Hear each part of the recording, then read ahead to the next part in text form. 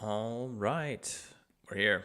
It's music time once again, and that means music. So no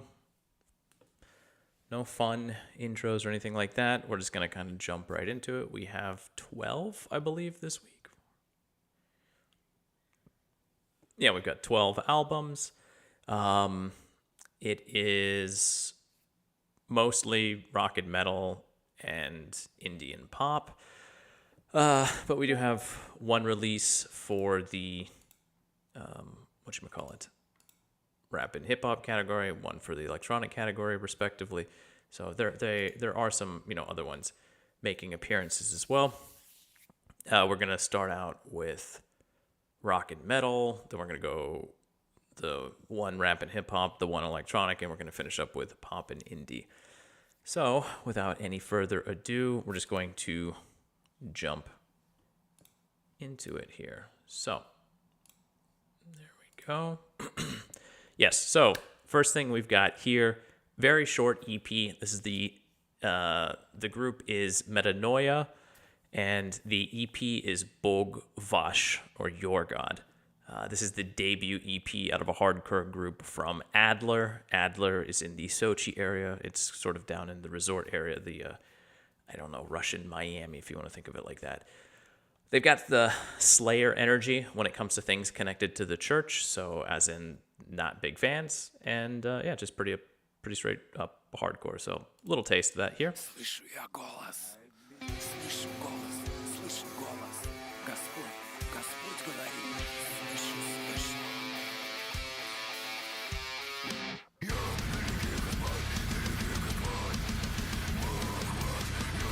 Hardcore. If you're just tuning in, it's a rough start, obviously, to the stream, but I suppose it's better to get it out of the way, like ripping a Band-Aid off for some of you. Some effects going on in the background.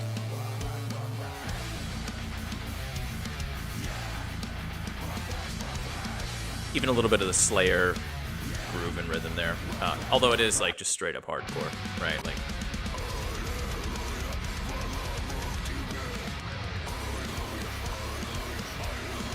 a little bit of a rhythmic, a more Eastern rhythm there.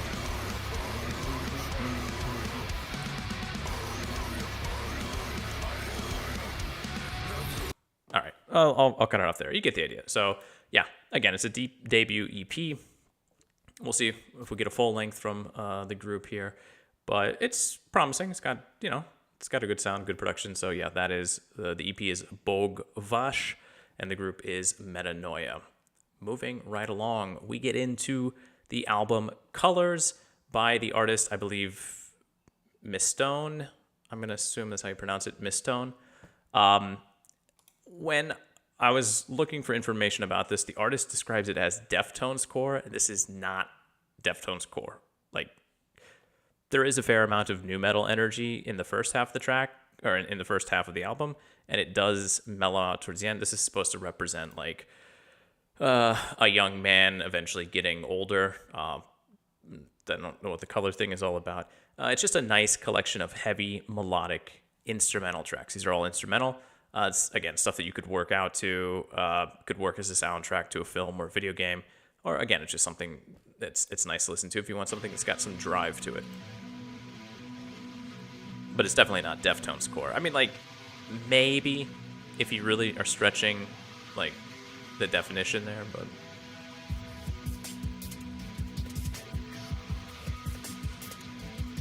Like I said, it does have that nu metal energy, though.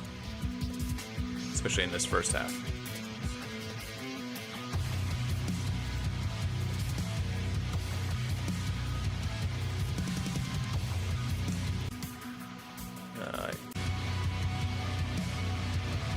For a solo artist, like it's well put together. There's a lot going on here,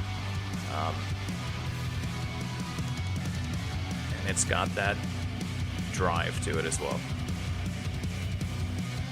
I don't know if he did all of the instruments himself. I couldn't find out that much information, but it is a solo project, so. like the electronics, the synths are definitely there more in the first half, right? First half of the album. But for sure, right, if we jump to the later half, tracks with more electronics, more of that ambient, atmospheric. Still plenty of the new metal sound though, so. But less aggressive in its way.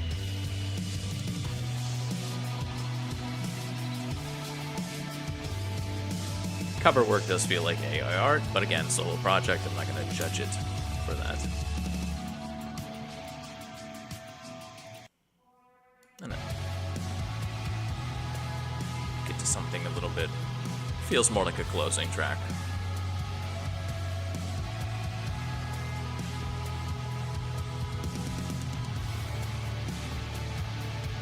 So again, right, there aren't a ton of instrumental tracks that come my way, and sometimes they do and they're just not very good, or they're too ambient or something like this. So something along these lines where it's all instrumental, and I don't want to describe it as generic, but again, like I said, it kind of fits a lot of different things that you could have it do.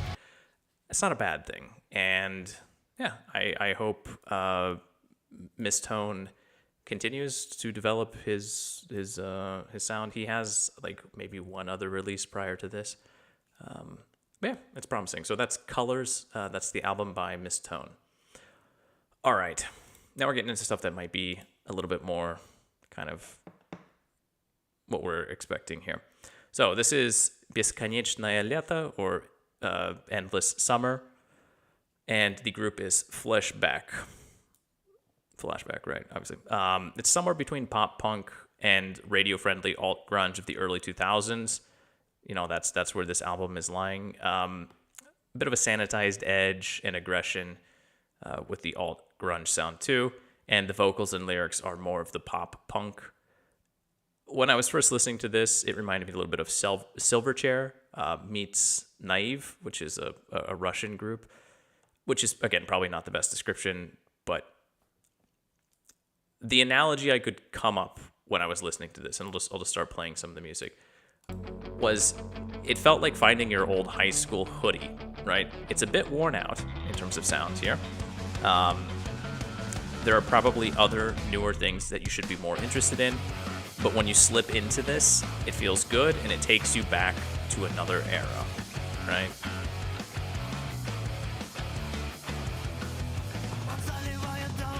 Could this have come out 20 years ago? Yeah. That's not a problem.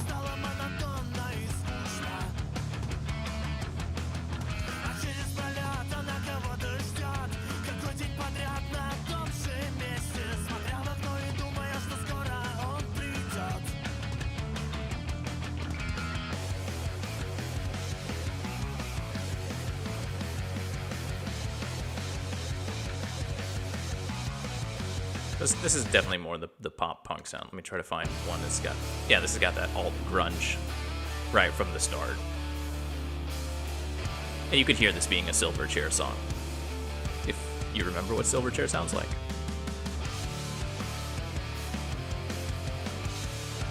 This is still good, right? Like, there's a reason people are still making this music that sounds like this.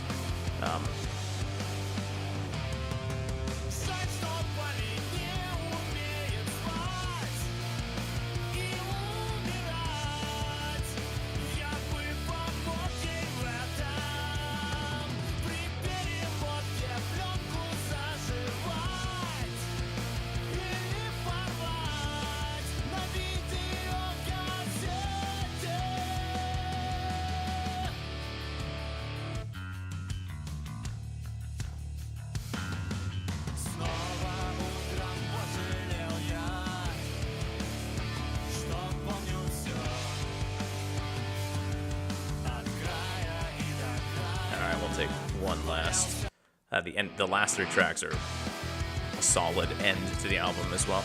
It's good all the way through. Don't the hearts. It's just this was maybe a bit earlier in the week, and I was a bit more critical. Or no, I mean it's It's a good album, so, and it honestly makes for a good summer play. It's got that energy.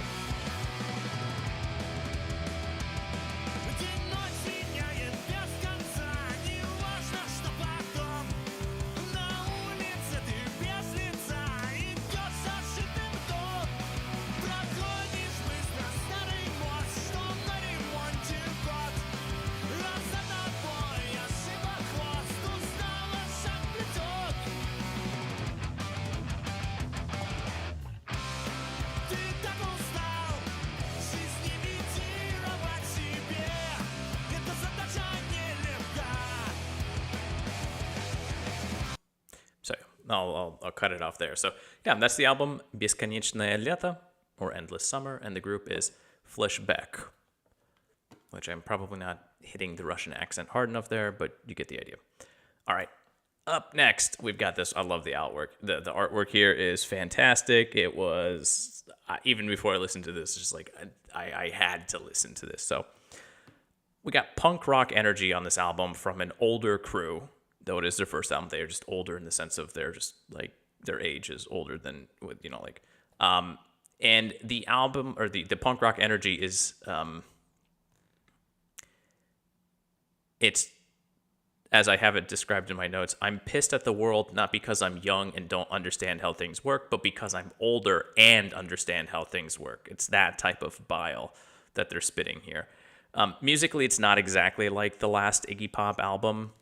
Or at least the last one that I can remember. But I was catching a lot of that energy, a lot of those vibes on this album. A lot of sharp lyrics that have a lot of insightfulness and poeticism. And then the music has a lot of drive and groove. Just a really good rock release. It's kind of fun, too. Like, it doesn't take itself too seriously. Oh, pretty vulgar as well, but I mean...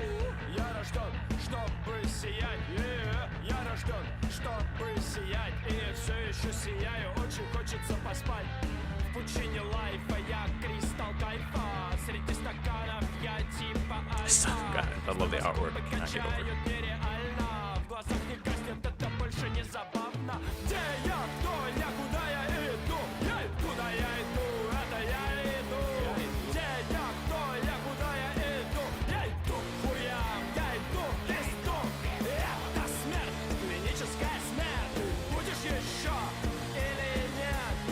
The vocal delivery, right, has a lot of character to it. It's not quite Jello Biafra from the Dead Kennedys, but, you know, again, it's got some stuff going on.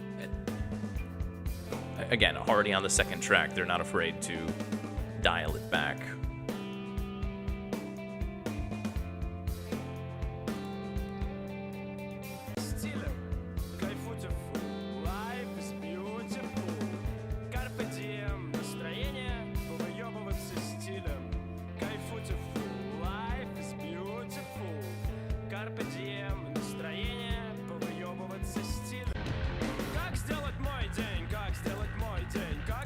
So,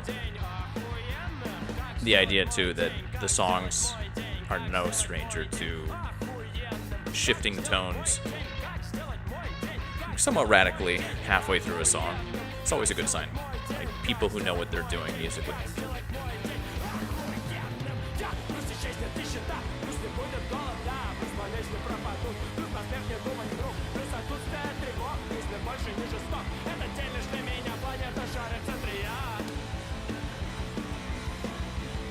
So yeah, again, I mean, like, it's not exactly what you would think of when you think of punk music, but that energy is there. That sort of, and again, it's like throw the rules out the window.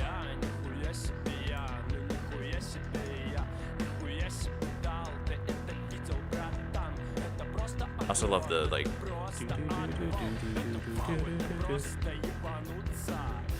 Which has stopped now, but.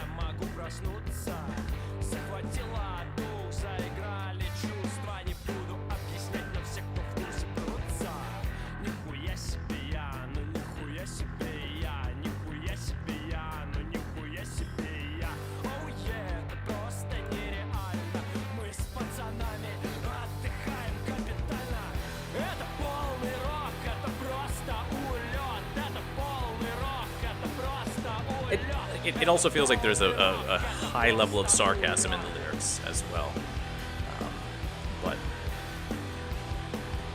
so yeah, a lot of great energy. I don't think I actually mentioned the name of the album. I just jumped into it. So the group here is Ходьба, which means like walking. Oh, walk. So Ходьба, and the album is Kайф 2. Really fun, really good stuff. Even if you don't understand the lyrics, I think it's one of those that just from the energy, the intonation that the singer has, you can still kind of catch the message he's trying to get across one way or another. But yes, really good. I would say this is the best. Even though it's only 6 tracks long, this still feels like an album. This does not feel like an EP. It's a short album, to be sure, but regardless. So this is like the best rock and metal album of the week. But in terms of best rock and metal release of the week, I'm actually going to have to give it to Pechora with their EP Balabanov. Now, if you're not familiar, Balabanov was one of the most important filmmakers in modern Russia's sort of short history. His stories, his films always revolved around this kind of common little guy who just is caught up in a sea of change in a country that has been interrupted and rearranged right after the end of the Soviet Union. His most famous film is Brother, or Brat, as it's most commonly known. As it's known in Russian. And then obviously there's Brat 2, the sequel. And that is a film which I think people even outside of Russia have probably seen. At least if, it's more likely.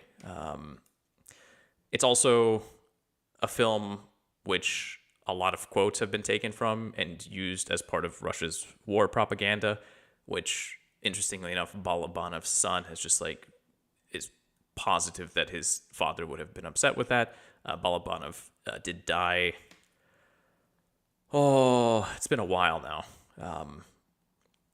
But yes, anyway, and then another great film by him is Gruz 200, which I think is, I don't know what it's called, probably Cargo 200. Very bleak films by and large. Even Brat has, it's kind of a Russian action film, if you will, but the messaging is not great in it all the way through. Anyway, naming an EP of blackened hardcore, post-black metal, that type of mix, after the director Balabanov, should give you an idea what the atmosphere is going to be here. I'm just going to play a little bit now so you get that atmosphere.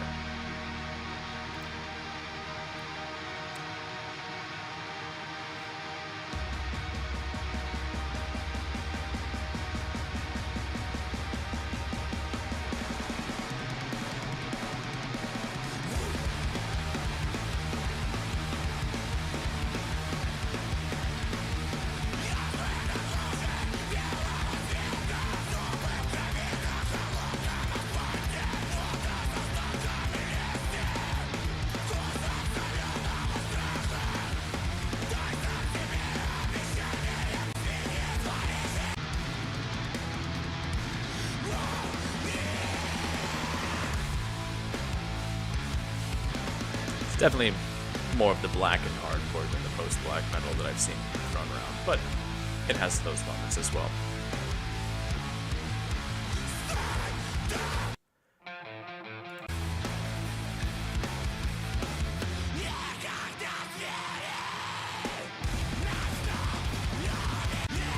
It's worth mentioning too, Pechora has been around for quite a while.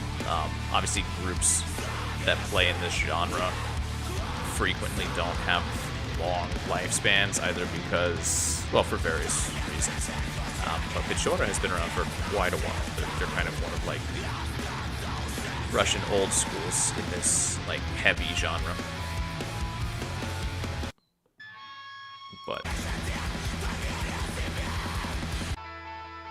then yeah, it shifts. So there's in terms of this sound, and again, obviously it's 4 tracks, but realistically the first track is literally just the beginning. It's an intro. So there are 3 tracks here, but there's a lot going on it.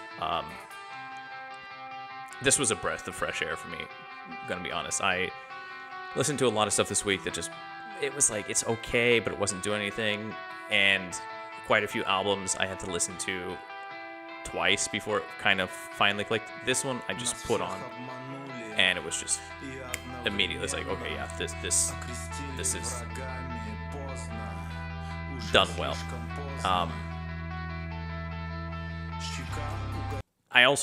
I can't understand the majority of the lyrics. I looked for them online as well too, and I really wish I could find them because I feel like the lyrics would add another dimension to this.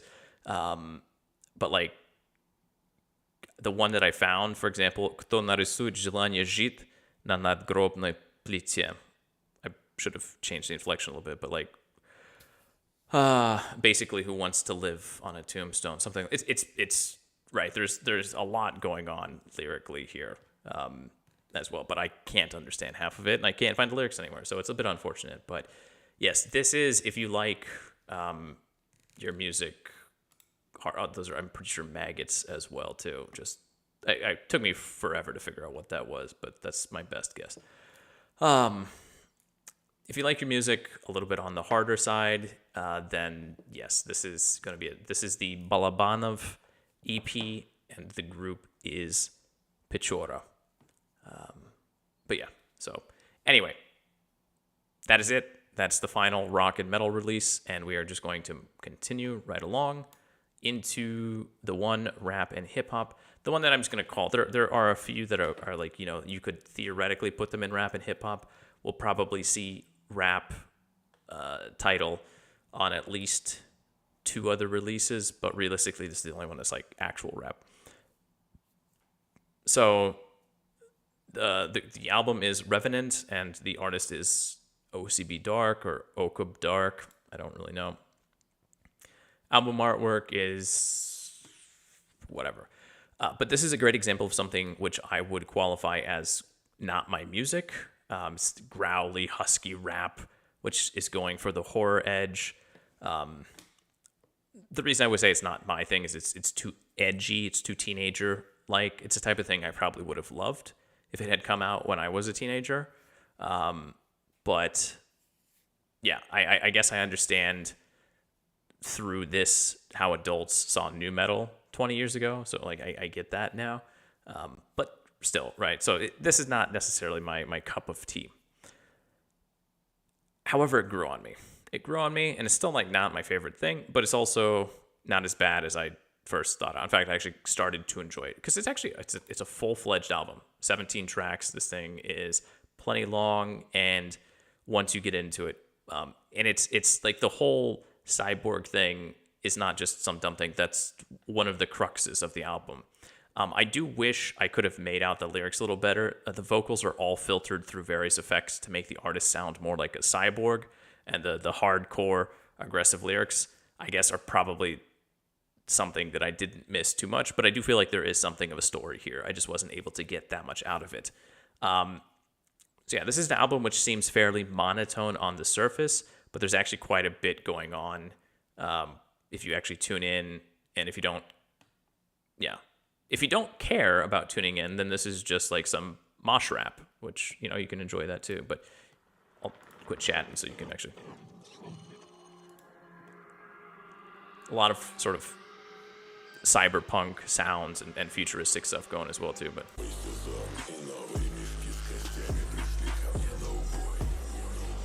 Oh, my mouse just died.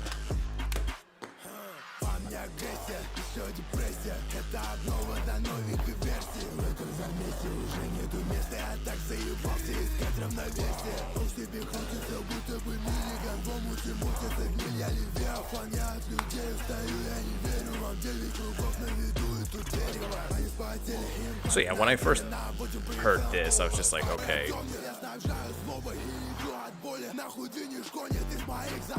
But I have to admit too, like anytime I run into something that's new rap, and I'm not a huge fan necessarily of the production, but then I can actually hear that somebody's actually rapping on it, and it sounds like they're actually, you know, there's something going on lyrically there, then I usually try to stop myself and reevaluate it, because it means that there has been some actual thought into like the crux of what rap is.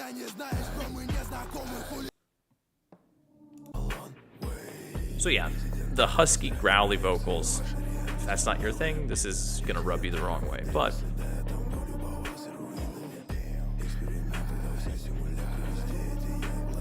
you can get over it.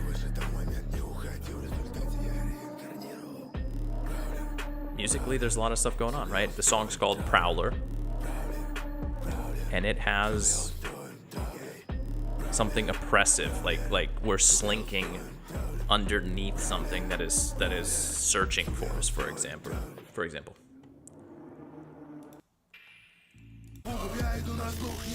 And you can hear the distortions, the effects in there, right?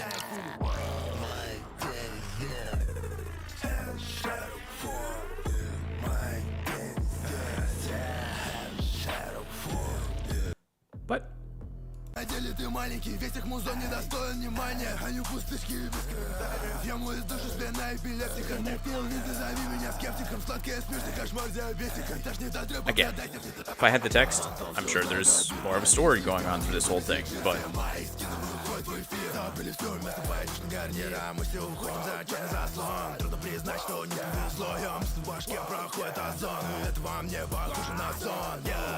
so yeah, I guess maybe the easiest way to just describe this is like cyberpunk rap,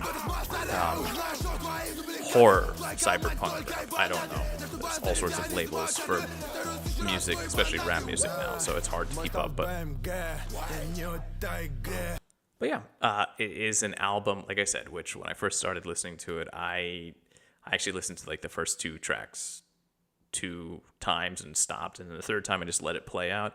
And yeah, when I actually got into it, I realized that there's something going on here. So again, not exactly my music necessarily, but that's why it's good to give things a chance sometimes, because you might realize that you were too harsh to judge, or that you maybe should have given it a little bit of time to breathe and develop and show itself to you. So, and I'm glad I did, because it is still an interesting release, all things considered. The release is Revenant, and the artist is OcbDark.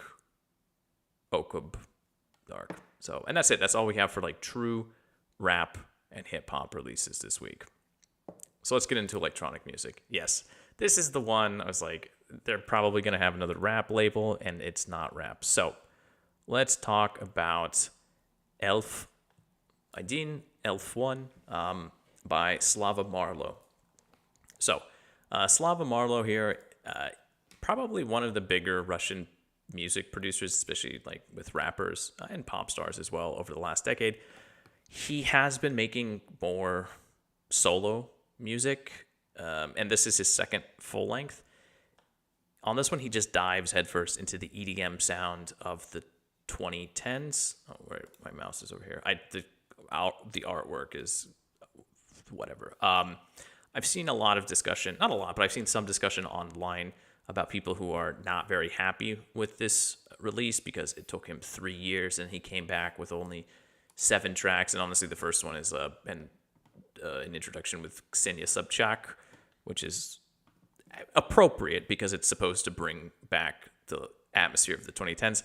For those of you who don't know, Ksenia Sobchak is the daughter of the former mayor of St. Petersburg. She's on the periphery of political life here. She was kind of an opposition figure, but not really. It's complicated. Anyway, she was very big in the 2010s, politically, socially, right? So people were upset that he came back with the 17-minute release, which is really only 6 tracks of music, and it took him 3 years. But I'm going to ignore that when talking about this because, A, I wasn't waiting 3 years for another Slava Marlow release. And the other thing is here, the production's top-notch. Like, yeah, sure, it took 10 years, and sure, he probably could have done it faster and whatever, but it sounds really, really good. And I guess, like, isn't that ultimately what's important? The atmosphere here, though, it really does feel like 2019 when the clock struck midnight.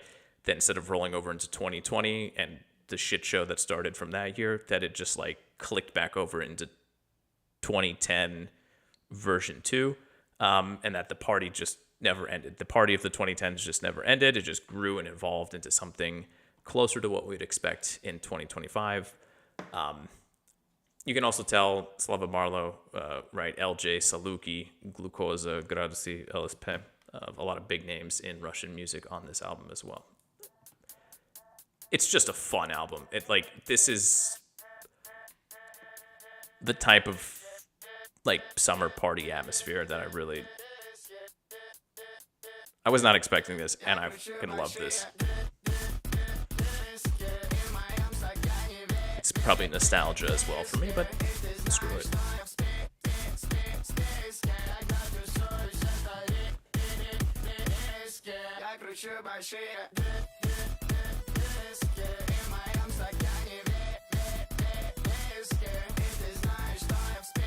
There's a real understanding of what that EDM party sound was from 10, 15 years ago, but married together with 2025 sound.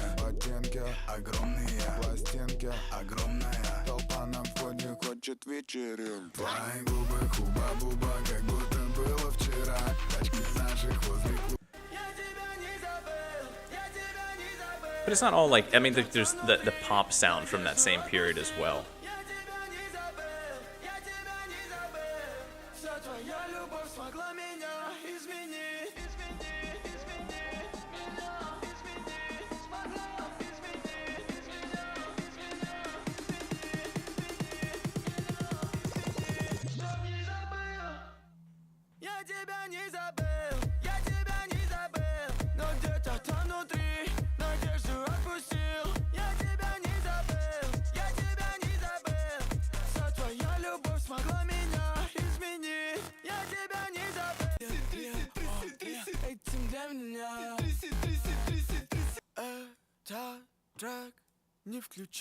It's short, but it doesn't let up the entire time, which I think is important, right?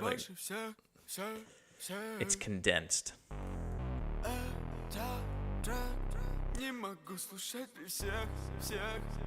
Even though is this a super important ground-changing release? No.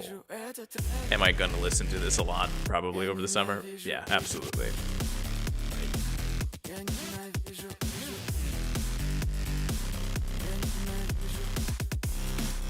And again, with the production end of things, there's a lot going on, so when you start really digging into it, there's a lot of little nuggets in there.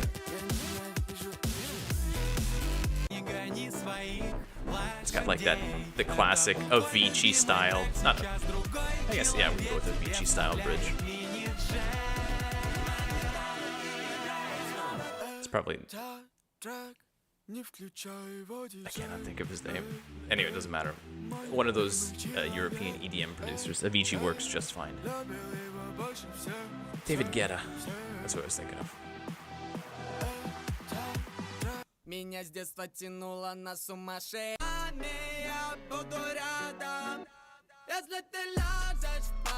So yeah, ЭЛЬФ 1, ЭЛЬФ 1 by Slava Marlow. Just a really fun, energetic release that, like I said, just a good time all around, and I am definitely going to be listening to again. So, is it rap? No. Is it pop music? Probably a little bit more, but I'm going to call it an electronic release just because, again, it really leans into the EDM style, I think, more than anything, and for that alone, that earns it the electronic release. So even though it says Russian rap, I'm going to give it the electronic title, and that's it. That's all I got. So ЭЛЬФ 1, Slava Marlow, best electronic release. And then we get into pop and indie. And I said that there was probably going to be a second album that had rap on it, and here we have it. So the album here is Mrачные треды, or depressive threads. Mrачные, dark, gloomy threads. I don't know how you want to. And the artist is tёмный принц. So lots of, yeah. Again, this is another one of those things that I looked at this as what is this thing? But I'm going to be honest, I learned a little bit from, actually, well, I tried to learn a little bit from this album. So I spent half an hour before just giving up, trying to understand what makes this album part of a new subgenre, archivecore. I couldn't find a clear explanation. Every YouTube video about archivecore was just like, how to make an archivecore beat, сведение, archive beat. No, it's just like, okay, whatever, I don't care. And I tried, but like they're just basically showing you how to make it on a computer, and it doesn't really explain what makes the sound what it is. It's a new wave of SoundCloud. Sounds like everything is just mixed onto one audio track, which kind of gives it that feel, and then run through a horrorcore glitchy type filter so that it sounds not great, but it's kind of catchy. You'll get what, right? Like there's an old school video game vibe to it. There's a level of distortion that's inherent in it. But the reason I'm labeling this a pop and not a rap album, which it wants to be, is first of all, this is so emo more than anything. I get rappers do that now too, but there's a variety on these tracks. So that even though it wants to be rap, it's definitely more of a pop album. And it's actually kind of a fun one. It just is kind of putting on airs to how edgy it is. There's like a hurts to it as well, but this track definitely is, I think, the archive core sound. So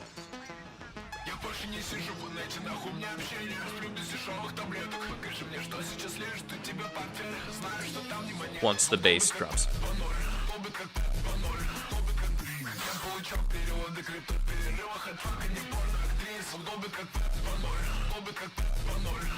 So this definitely has the rap energy.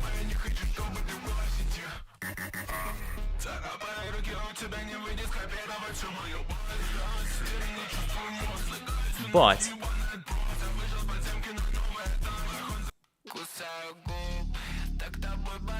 when you get into other tracks,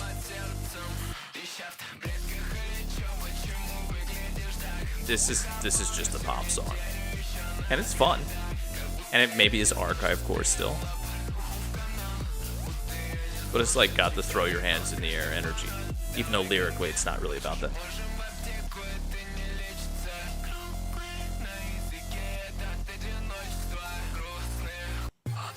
And you have that pop energy throughout. This has a bit of Soulja Boy energy, but I mean, I think looking back now, we can also recognize that Soulja Boy, I mean, was rap, but so.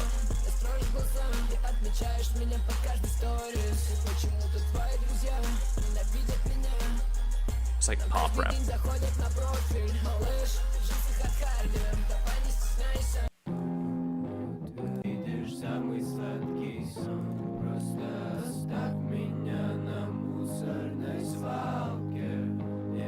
And I remember seeing this in the playlist every time I came around to it, and seeing it was 8 tracks long. I never looked at how long the tracks were, and I remember just thinking, like, it's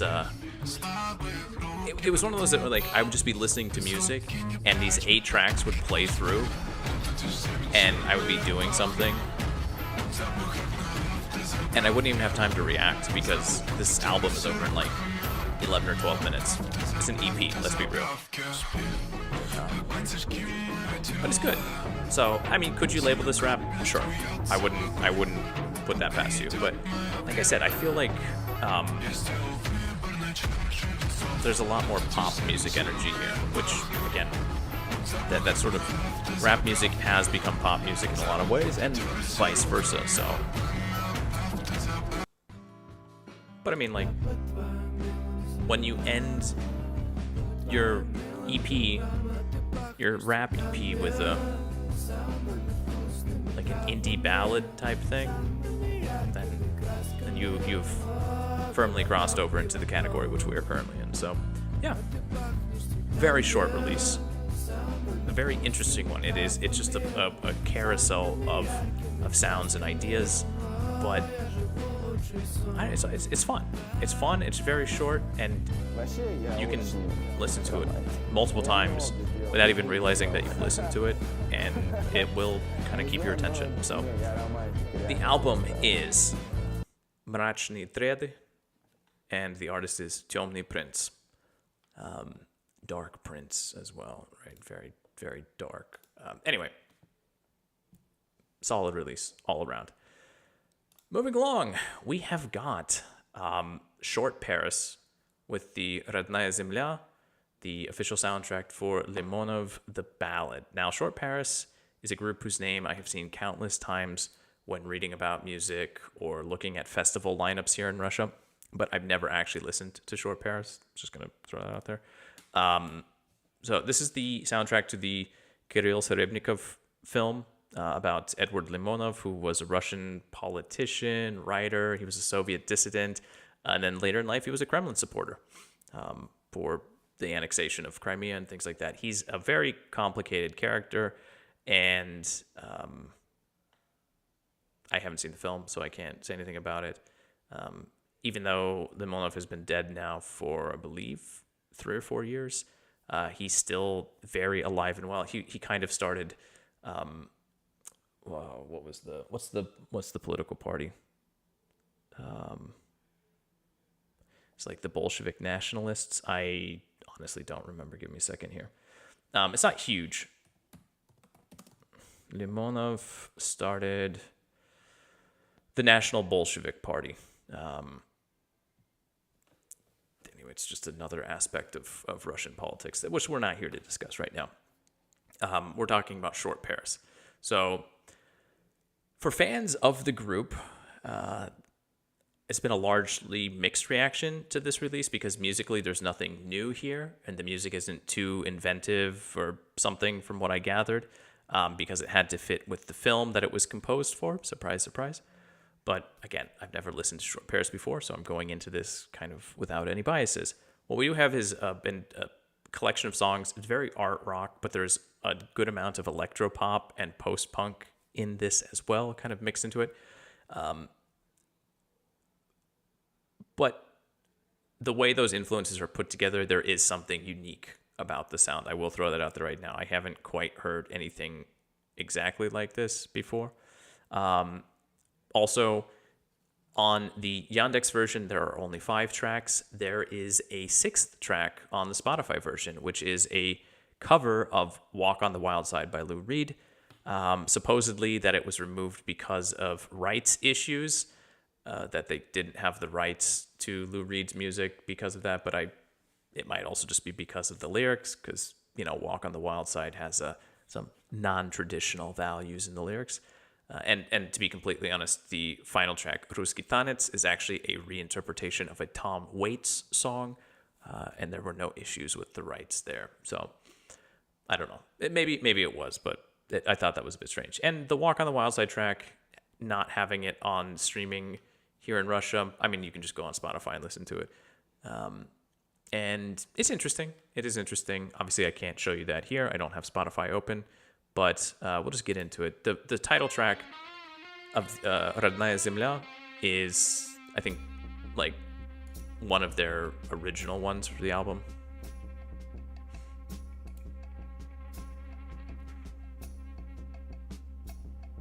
Родная земля, я скажу тебе, русская бля, до чего в тебе много иных, молодых и ногих. Так зачем же тебе я урод, народившийся из темных вод, подколодных ночных берегов городов?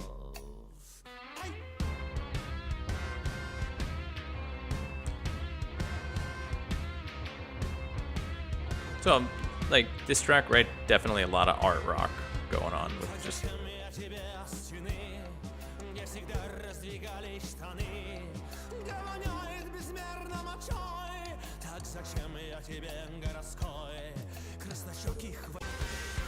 Keeps up in that vein, too, throughout the whole...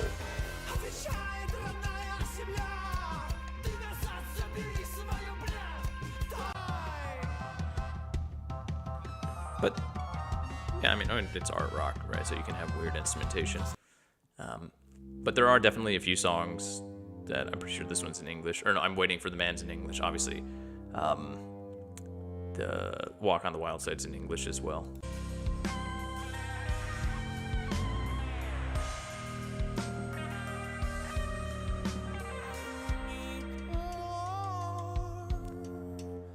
it's an eclectic release.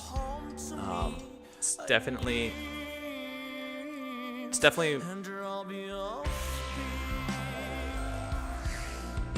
it's a collection of songs which are both inviting, like there's a lot of interesting things happening here musically, but there are moments still too that are a bit off-putting, that make it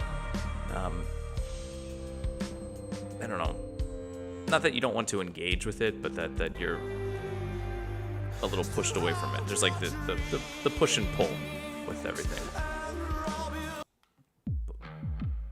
We got something here that's, again, a little bit more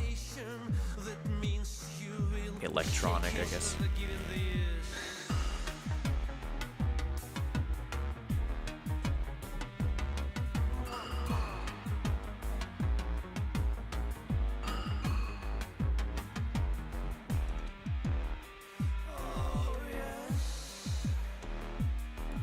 And we'll just jump into like the Tom Waits reinterpretation.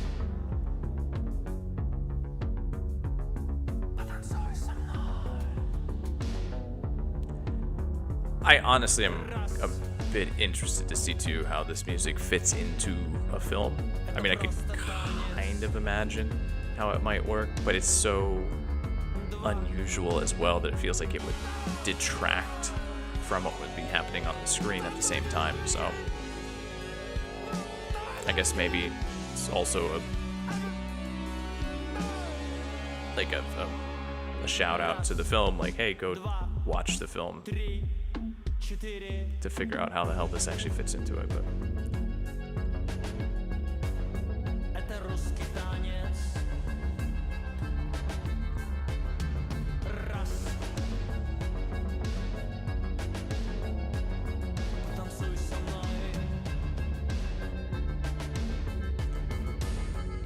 so yeah, as often is the case on these streams, jumping around sometimes is really hard, especially with music that is already kind of jumping around by itself.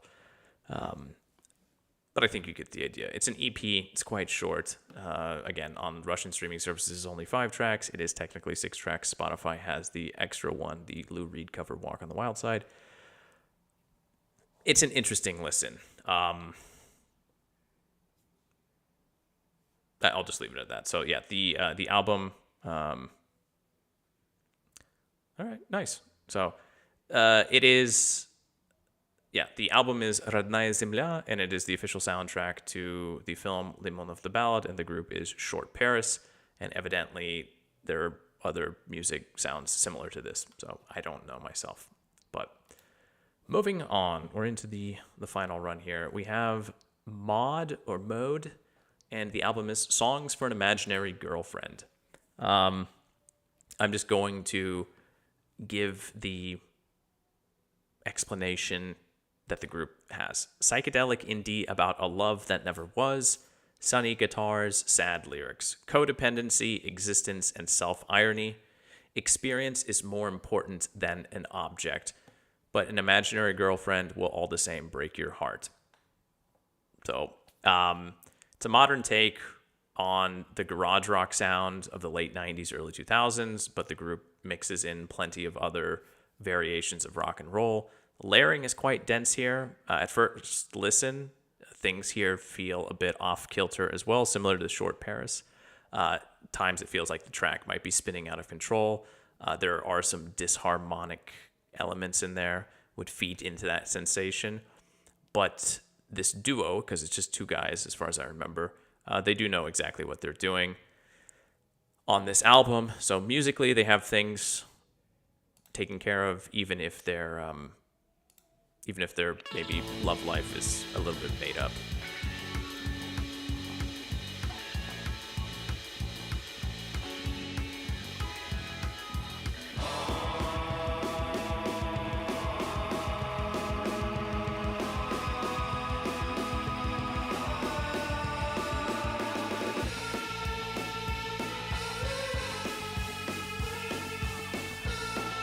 Right, like it's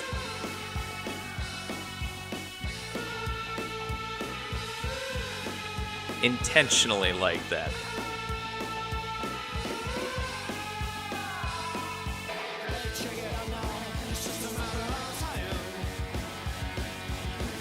which I suppose feeds into the psychedelic end of things.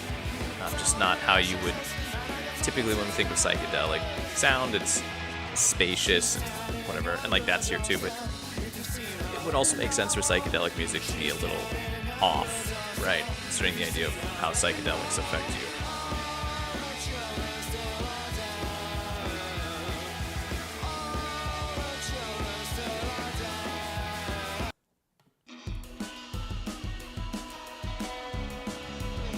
So like I said, there's a lot going on here. Very retro garage rock vibe, a lot of psychedelic sounds as well. It's an unusual release. It's not necessarily something I was expecting, but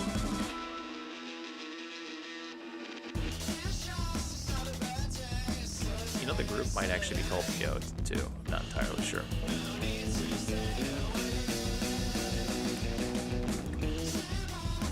A little bit of the surf rock sound too. You can almost pick out.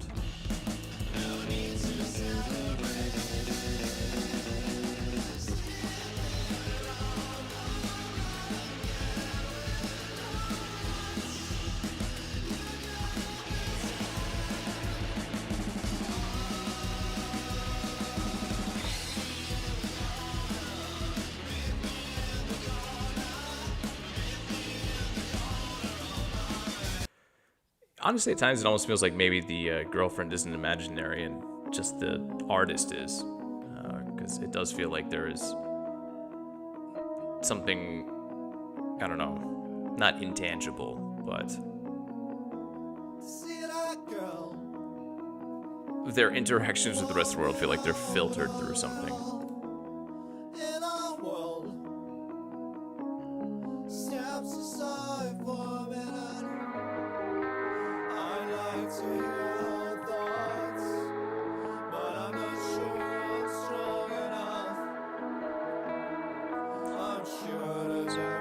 There are a lot of things going on in the background. So it is one of those albums where, like I said, it does also want to kind of push you away, keep you at a distance. It's off-putting.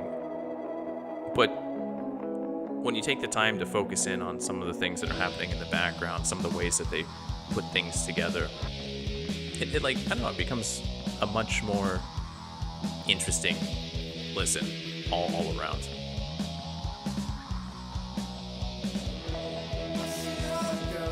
So yeah, the group is, I think it's Mjod. I think that's what they're going for. Mjod. I'm just gonna say Mjod. The album is Songs for an Imaginary Girlfriend, and evidently this is the first of a duology, so there will be a follow-up album, maybe later this year, maybe early next year. We'll see. But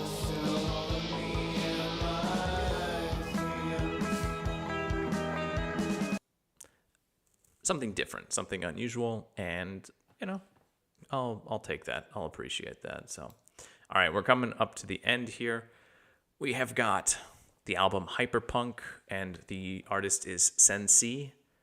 I'm again assuming that's how you pronounce it. So this is another musician / producer who's been working and producing behind the scenes with some of the biggest and more popular names in Russian music for the last few years. Again, we see Saluki here. We've got J. Rue, who I featured, I think, in May. 18 is another artist that had a massive album last year. So, right, some of the guest stars, you can tell who he has worked with. The sound here is a melange of the millennial MTV era pop punk rap rotation that you would have found on like TRL back in the day, with all of that run through the hyperpop filter. Because it is 2025 after all. It's a collage of different sounds and ideas.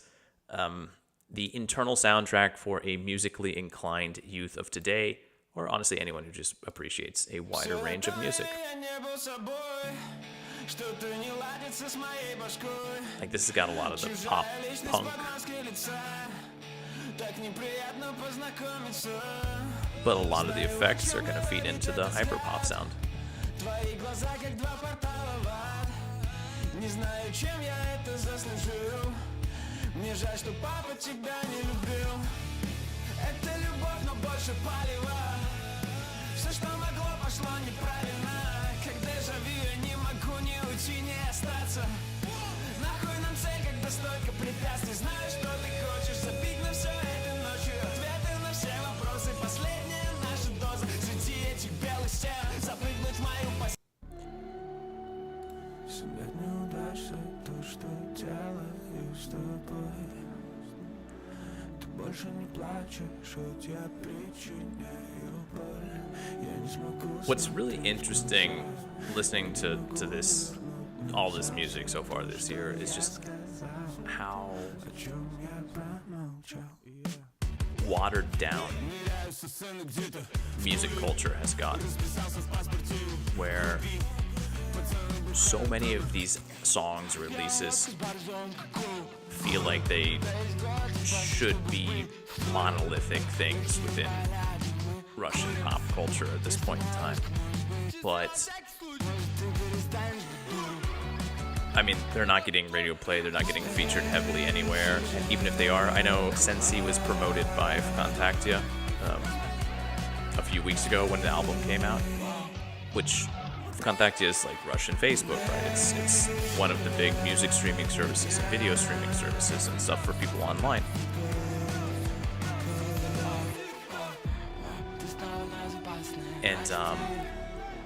And even then, like, the number of, I just like haven't seen that much talk about it or anything around that line. So on the one hand, I guess it's good. Like, there's more stuff out there, but there are no, I don't know, there aren't any of those, again, monolithic artists or monolithic releases anymore. At least it doesn't really feel like that, at least here in Russia. I'm assuming that, you know, Taylor Swift obviously exists, and Kendrick Lamar, and those types of figures, but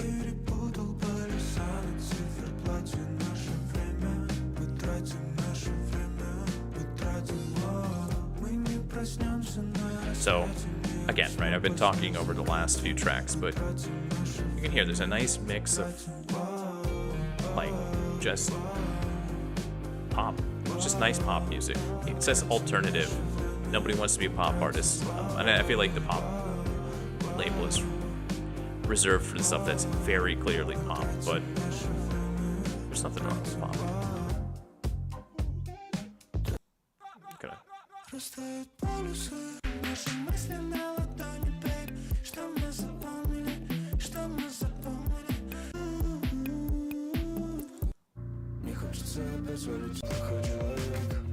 It's definitely got a lot of the, this honestly reminded me a bit of the Postal Service as well too. Just that beat.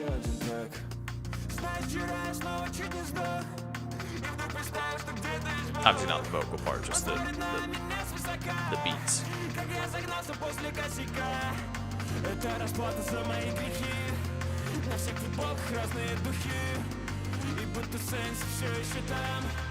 Настало время платить по счетам. Чё за хуйня? Сегодня кури, бухай, самого себя не жаль. Всю ночь, весь день мы были вместе. И чё? So, just a really nice pop album. I really enjoyed this one. This one, a bit like, in fact, I actually had this album and then the Tёмный Prince album, I think, like, one after the other in the playlist. So it would be one of those things where there was a lot of the same energy shared between those two albums, just in terms of the variety of sounds and that general sort of pop atmosphere. But this one is just obviously like it's a much better produced album. It's got a lot more depth to it, and it's just a nice, like, all around solid pop album. So that's Hyperpunk, the artist Sensee, and yeah, really enjoyed that. Very nice listen.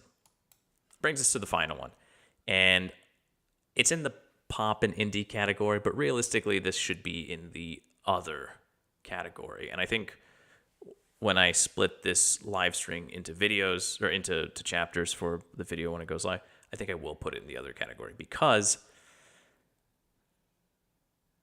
looking into this, right, the album is Моё Сердце and the artist is Девица. Labels connected to this album: indie folk, post-rock, psychedelic, folktronica, shoegaze, ethno-avant-gardism, all sorts of labels could be applied to this album. And like I said, if you go look around on Vkontakte, you're going to encounter all of those. Even I, when listening to this album, the first track, I was thinking Bjork immediately. There's a sound or a mood that, like, I couldn't really describe, that it just hit me every time I heard it. And it's like that, where the tracks all make sense together, but individually they are their own separate beasts. Depending on your mood or which elements you chose to hone in on here, or even which track you might be listening to at a given moment, you're going to find something here that's interesting and which resonates. It reminds me of the wave of bands that came out in the mid to late 2000s that were going for like a maximalist folk vibe, a little bit like Sufjan Stevens at time, the Polyphonic Spree, if you're familiar with that group. Groups like that, but here the hippie movement is not the basic for the psychedelic vibe or basis. The basis for the psychedelic vibe that is at the core of this music is a sort of neo-pagan ethnic revivalism that has been, gaining ground around the world over the last few years, especially here in Russia. This is a deep and flexible album, and it is a perfect example of why the Ural region, Ural, is one which you should be paying attention to if you want something that's like new and emotive and interesting and moving, if it's music that's coming out of Russia. So I'm just going to play into it. This is a great album all the way through. Even the second track, which I don't have hearted, you could still very well enjoy.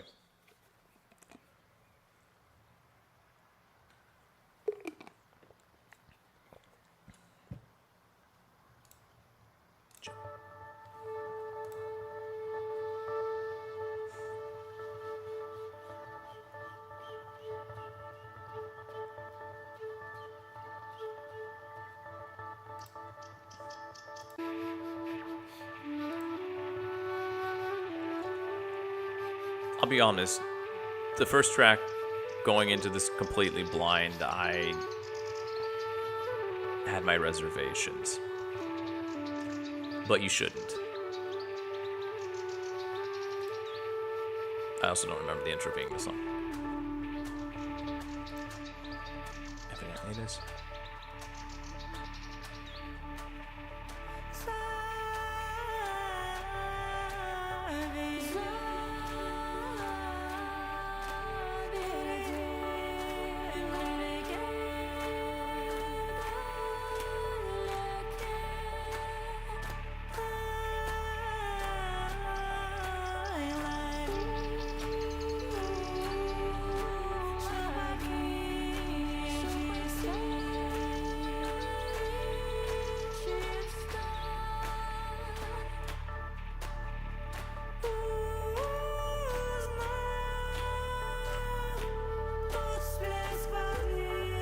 This. Just every single time I hear that, I don't remember which Bjork album it is. But that's good. That's a good reference point. So it starts out like that, but then I'm just going to jump in and around the album here. Or into something else.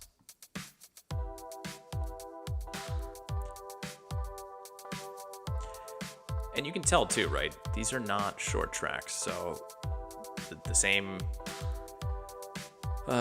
disclaimer that I give a lot of the time when I'm gonna jump around here, and that undermines a lot of longer tracks, right? So just keep that in mind.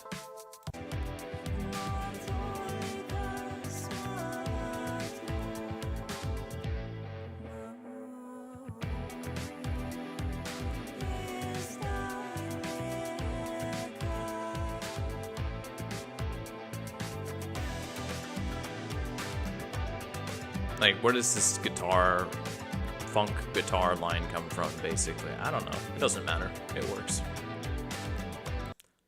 This is the one that starts out like a post-rock song.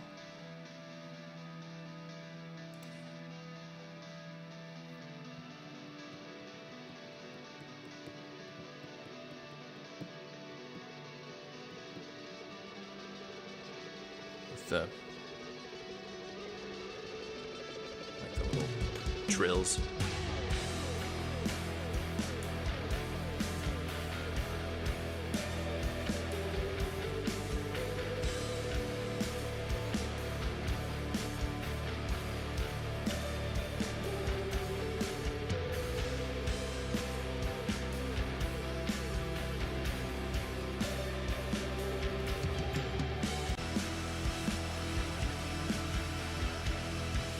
And it's a long song.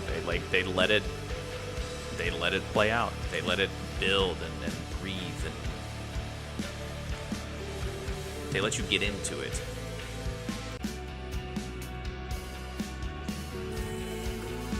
Before transitioning into something else.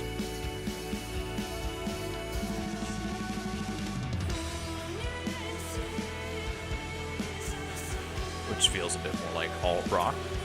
But hey, why not?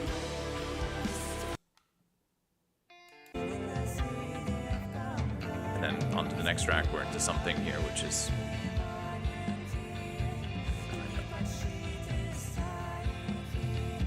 Like I said, each track feels like its own individual thing.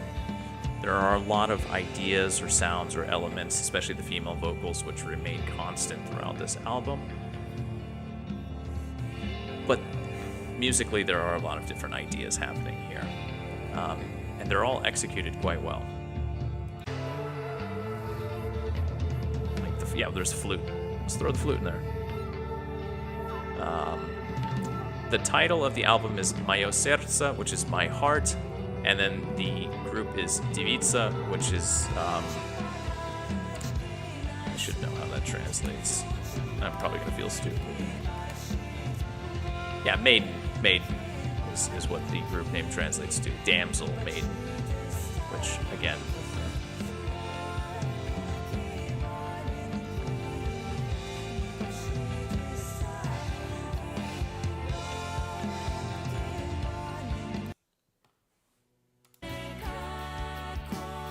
And here we have something which I don't think even feels a little bit like the Cranberries at times.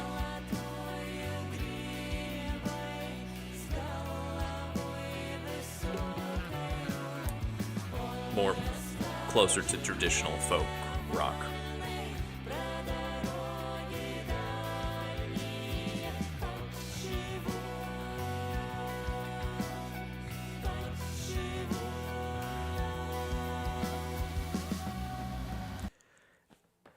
So I'll let the final track get in here.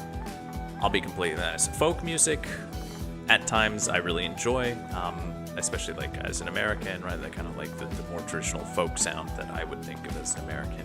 When we get to the folk in the sense of ethno music, world music, it's very hit or miss for me. And this, and I really like how over the last few years, it's great that there are obviously artists around the world who are keeping their traditional sounds alive and things like that. That's super important as well, just like with language or anything like that. But I think it's also really interesting and really important too when you have groups who look to take the core idea of an ethnic folk sound and merge it together to marry it with what we kind of come to consider as pop music, more traditional music.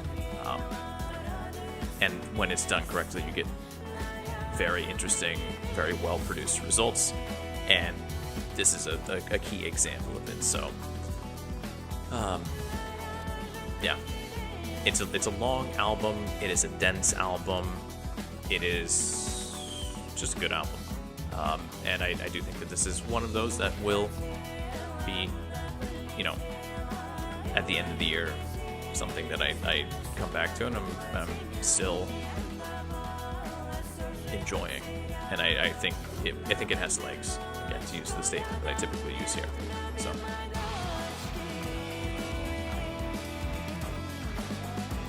yeah, that's it.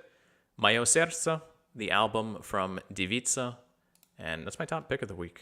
And I'll be honest, I actually could have mentioned this last week. I had given it a listen then, and it was one that I Granted, it was like before I went to sleep, so that's part of it too. But anyway, that is it. That's our top pick of the week. So there we are. Yeah, I don't know. We're coming up fast on the end of June. We've got realistically 2 weeks before we're through with all of the music from June. Obviously, we have so tomorrow, and then the final Friday of June. So we have another 2 weeks of releases there.